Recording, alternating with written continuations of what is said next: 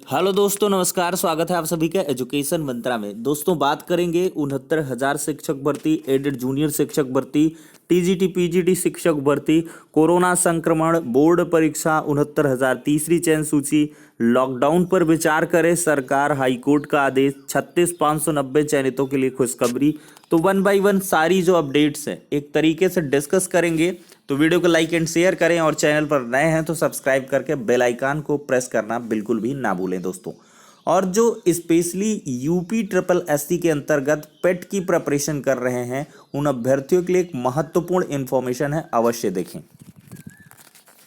अगर आप UP triple SC पेट की प्रिपरेशन कर रहे हैं तो चच्चू पब्लिकेशन लेकर आए हुए हैं बहुत ही अच्छी संपूर्ण गाइड, जिसमें 2200 प्लस बहुविकल्पी प्रश्न आपको मिलने वाले हैं। और ये पुस्तक काफ़ी अच्छी है। अगर देखा जाए तो इसमें आपको पाठ्यक्रम मिलेगा और इसके बाद से आपको हर एक टॉपिक पर जो थियरी है, टॉप मोस्ट इम्पॉर्टेंट फैक्ट्स हैं वो प्रोवाइड किए गए हैं। और इसके साथ ही साथ बहुत सारी थियरी के बाद जो स्मरणीय तथ्य हैं वो भी यहाँ पर एक तरफ से दे दिए गए हैं। और साथ ही प्रैक्टिस के लिए यहाँ पर बहुत सारे क्वेश्चन बहुविकल्पी एकदम एग्जाम पैटर्न के अकॉर्डिंग यहाँ पर दिए गए हैं। यहाँ पर देख सकते हैं बहुत सारे क्वेश्चन दिए हैं और इस क्वेश्चन के बाद से आपको प्रॉपर एक्सप्लेनेशन भी दे दी गई है। तो यूपी ट्रिपल एससी की बहुत ही अच्छी बुक है, इसको आप परचेज कर सकते हैं। लिंक डिस्क्रिप्शन बॉक्स में प्रोवाइड की गई है और वहाँ पर एक मोबाइल नंबर भी है। ज़्यादा डिटेल्ड इन्फॉर्मेशन के लिए नंबर पर कॉल करें, बुक करें आज ही, अगर आप यूपी ट्रिपल एससी पेट की प्रिपरेशन कर रहे हैं। जैसा कि दोस्तों आप लोग स्क्रीन पर देख पा रहे हैं कि आवेदन की तिथि तो बढ़ी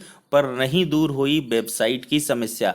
मामला है उत्तर प्रदेश माध्यमिक शिक्षा सेवा चयन बोर्ड द्वारा टीजीटी प्रवक्ता भर्ती के आवेदन की तिथि बढ़ने के बाद भी वेबसाइट की समस्या दूर नहीं होने से अभ्यर्थी आवेदन नहीं कर पा रहे हैं। अभ्यर्थियों की शिकायत पर चयन बोर्ड की ओर से टीजीटी एवं प्रवक्ता के लिए आवेदन की तारीख 11 अप्रैल से बढ़ाकर 21 अप्रैल तो की गई, लेकिन इसके बाद भी समस्या जस की तस है। अभ्यर्थियों ने चयन बोर्ड से सर्वर की समस्या ठीक करने की मांग की है। अभ्यर्थियों का कहना है कि चयन बोर्ड ने अंतिम तारीख तो बढ़ा दी, परंतु वेबसाइट एवं सर्वर की परेशानी को दूर नहीं किया।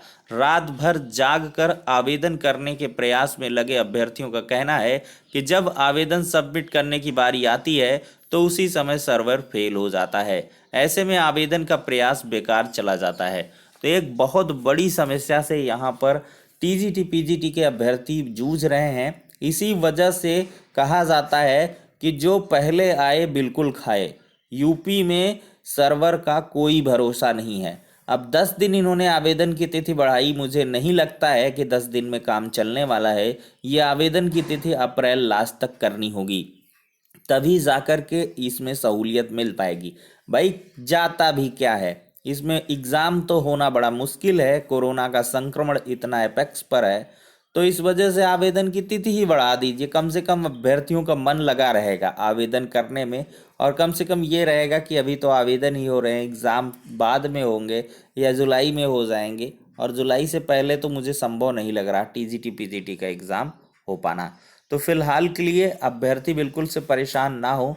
आपके जो मतलब छात्र संघ के अध्यक्ष हैं या पदाधिकारी हैं, उनके द्वारा फिर से प्रयास करने स्टार्ट कर दिए गए हैं कि जो टीजीटी पीजीटी की आवेदन तिथि है, अगर वो मतलब निर्धारित समय में समस्या दूर नहीं होती है तो आवेदन की तिथि बढ़ा दी जाए। और मुझे जहाँ तक लगता है आवेदन की तिथि बढ़ भी जाएगी। इसको लेकर बहुत ज़्यादा टेंशन लेने की आवश्यकता नहीं है कि पूरी एनर्जी आप आवेदन में लगा दें और फिर एग्ज़ाम की प्रिपरेशन में आप खाली हाथ बैठे रहें। तो फिलहाल बढ़ते हैं अब अगली अपडेट की तरफ। दोस्तों, अगर देखा जाए तो कोरोना संक्रमण की रफ्तार बढ़ती जा रही है और बोर्ड परीक्षाओं पर इसका संकट गहरा रहा है। देख रहे हैं बनारस में दिल्ली मुंबई से ज़्यादा है संक्रमण की दर। चिंता की बात है, मुंबई में 16.5, दिल्ली में 7.79 सापेक्ष, बनारस में 17.51% संक्रमण है। सबसे ज़्यादा बनारस है। अभी छुपा हुआ बनारस वाराणसी में पिछले 4 दिनों में 500 से ज़्यादा मरीज मिले हैं। कोरोना की दूसरी लहर में बनारस में संक्रमण की दर दिल्ली और बम्बई से ज़्यादा है। शुक्रवार को बनारस में संक्रमण दर 17.51% था। 15 गुना काशी में बढ़ा संक्रमण दर। काशी में संक्रमण दर किस रफ्तार से बढ़ रही इसकी कल्पना आप नहीं कर सकते हैं। काशी में 15 दिन पहले जहां संक्रमण दर 1.12% थी, वह बढ़कर 17.51% बढ़ गई है। हाईकोर्ट ने भी चिंता जताई है, सुझाव दिया है अगर अधिक संक्रमण वाले जिलों में पूर्ण लॉकडाउन पर विचार करे सरकार। अस्पतालों में जगह नहीं तो खुले मैदान में बनाए अस्थायी अस्पताल। बिना मास्क कोई दिखा तो पुलिस पर होगी अवमानना की कार्रवाई। देखिए, इलाहाबाद हाईकोर्ट ने प्रदेश में कोरोना के बढ़ते संक्रमण पर चिंता जताते हुए सरकार को संक्रमण से अधिक प्रभावित शहरों में पूरी तरीके से लॉकडाउन करने का सुझाव दिया है। कोर्ट ने कहा है कि सरकार 2 या 3 सप्ताह के पूर्ण लॉकडाउन पर विचार करे। कोर्ट ने कहा है कि लॉकडाउन लगाना सही नहीं है, किंतु जिस तरह से संक्रमण फैल रहा है उसे देखते हुए लॉकडाउन पर विचार करना चाहिए। कोरोना से अत्यधिक शहरों में प्रभावित जैसे लखनऊ, कानपुर, प्रयागराज, वाराणसी, गोरखपुर कोरोना मामले को लेकर स्वतः कायम जनहित याचिका की सुनवाई कर रही न्यायमूर्ति सिद्धार्थ वर्मा, न्यायमूर्ति अजीत कुमार की खंडपीठ ने कहा, नाइट कर्फ्यू या कोरोना कर्फ्यू संक्रमण फैलाव रोकने के छोटे कदम हैं। ये नाइट पार्टी और नवरात्रि या रमजान में धार्मिक भीड़ रोकने तक ही सीमित है। कोर्ट ने कहा है कि सड़क पर कोई भी व्यक्ति बिना मास्क के दिखाई न दे, अन्यथा पुलिस के खिलाफ अवमानना कार्रवाई की जाएगी। कोर्ट ने कहा कि सामाजिक धार्मिक आयोजनों में 50 आदमी से अधिक इकट्ठे ना हो। सरकार ट्रैकिंग, टेस्टिंग, ट्रीटमेंट योजना में तेजी लाए और शहरों में खुले मैदान लेकर वहां अस्थायी अस्पताल बनाए। कोरोना पीड़ितों के इलाज की व्यवस्था करें। जरूरी हो तो संविदा पर स्टाफ तैनात किया जाए। कोर्ट ने कहा कि संक्रमण को फैले 1 साल बीत रहा है, किंतु इलाज की सुविधाओं को बढ़ाया नहीं जा रहा है। देखिए, जब आदमी नहीं तो विकास का क्या मतलब। जीवन रहेगा तो दोबारा स्वास्थ्य लाभ ले सकेंगे और अर्थव्यवस्था भी दुरुस्त हो जाएगी। विकास व्यक्तियों के लिए है, जब आदमी ही नहीं रहेंगे तो विकास का क्या अर्थ है। बहुत बढ़िया कमेंट यहाँ पर हाईकोर्ट की तरफ से कहा गया है। यहाँ पर क्षमताएं नहीं बढ़ाई जा रही हैं और यहाँ पर अगर कोई कुछ बोल भी देता है तो उसके ऊपर जांच बैठा दी जाती है। लेकिन यहाँ पर हाईकोर्ट ने कम से कम कहा है कि जब विकास का क्या करोगे भाई, विकास का क्या करोगे जब आदमी ही नहीं रह जाएंगे। तो इस वजह से सरकार को चाहिए। देखिए, यहाँ पर करीबी अफसरों के संक्रमित होने से योगी जी ने खुद को आइसोलेट कर लिया है। अब वर्चुअल कामकाज करेंगे मुख्यमंत्री। सीएम ने उठाए महत्वपूर्ण कदम और यहाँ पर 12 जिलों में नई RT-PCR लैब बन रही हैं। लखनऊ में KGMU और लोहिया में जांच बढ़ाने के निर्देश दिए गए हैं। लखनऊ में हिंद और मेयो होंगे केयर टेकर। भाजपा सांसद कौशल किशोर बोले, चुनाव नहीं, लोगों की जान बचाना जरूरी है। सही बात है। लखनऊ के हालात पर ब्रजेश पाठक ने जताई चिंता, न समय पर जांच रिपोर्ट मिल रही और न भर्ती हो रहे मरीज। तो बड़ी भयावह समस्या बनती हुई चली जा रही है। आगे ईश्वर ही इस प्रकोप से बचा सकते हैं। वहीं पर देखा जाए तो CBSE परीक्षा की आगे बढ़ सकती है तारीख। कोरोना संक्रमण बढ़ने के मद्देनजर किया जा रहा परीक्षा तिथियां आगे बढ़ाने पर विचार। जारी नहीं हुए एडमिट कार्ड। कोविड-19 के संक्रमण के लगातार बढ़ रहे मामलों के कारण CBSE की 10वीं 12वीं की परीक्षाओं की तिथियां आगे बढ़ सकती हैं। हालांकि अभिभावकों और राजनेताओं की ओर से परीक्षा स्थगित करने की मांग की जा रही है। बोर्ड ने परीक्षा तिथियों को आगे बढ़ाने पर विचार शुरू कर दिया है। शिक्षा मंत्रालय के साथ बैठकों का दौर जारी है। बोर्ड की परीक्षाएं 4 मई से शुरू होनी है।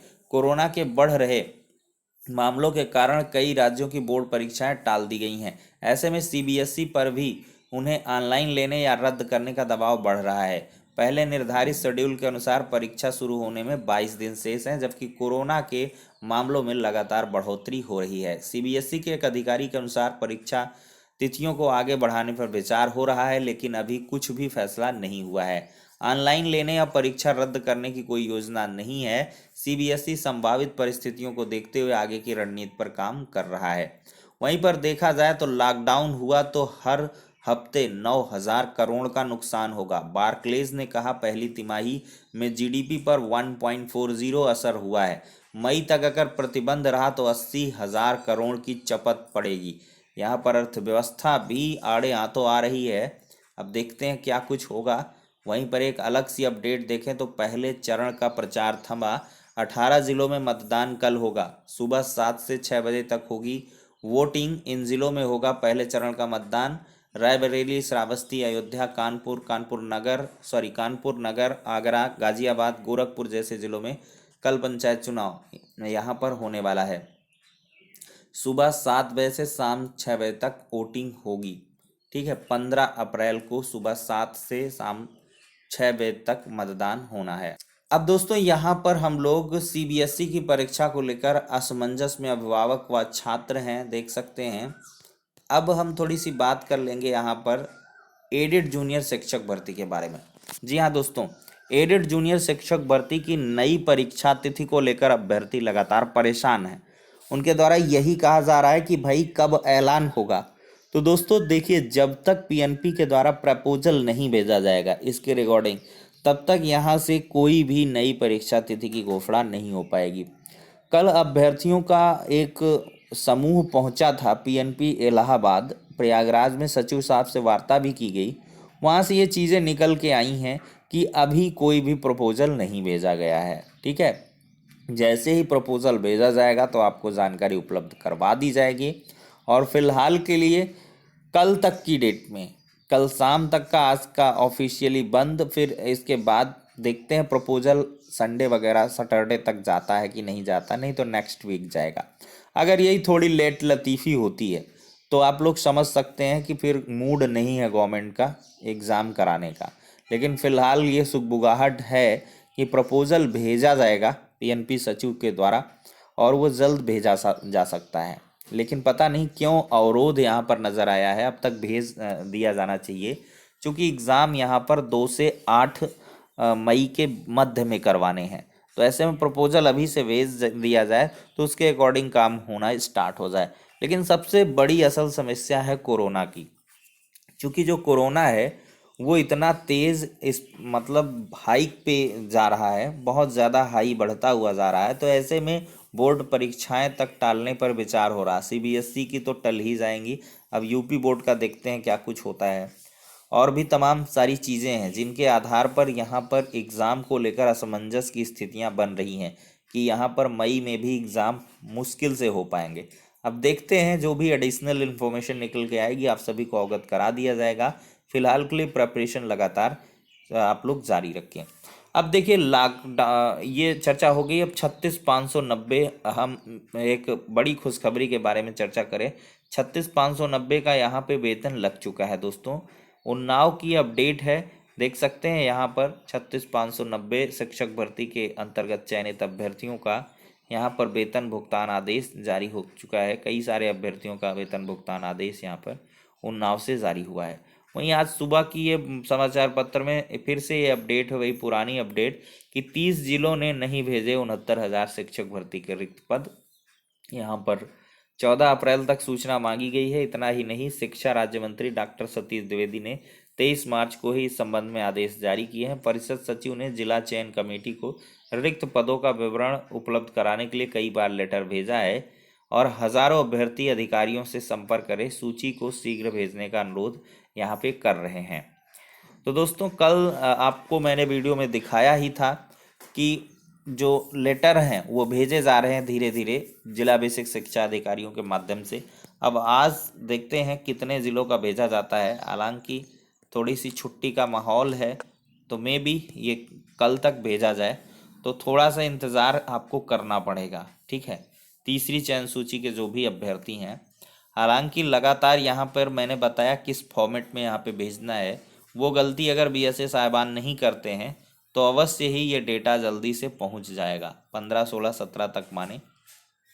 अब दोस्तों एक उम्मीद तो आप छोड़ ही दीजिए कि आपका जो काउंसलिंग है वो पंचायत चुनाव में हो पाएगा। अब ये सीधे से एक्सटेंड होना है, मई में ही हो पाएगा, इसके पहले कोई काम काउंसलिंग वगैरह का नहीं हो पाएगा।